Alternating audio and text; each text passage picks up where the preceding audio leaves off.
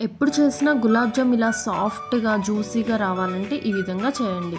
MTR gulab jam పౌడర్‌ని అయితే తీసుకున్నాను. దాంట్లో కొంచెం కొంచెం వాటర్ పోసుకొని ఈ విధంగా అయితే మనం బాగా మసాజ్ చేయాలి.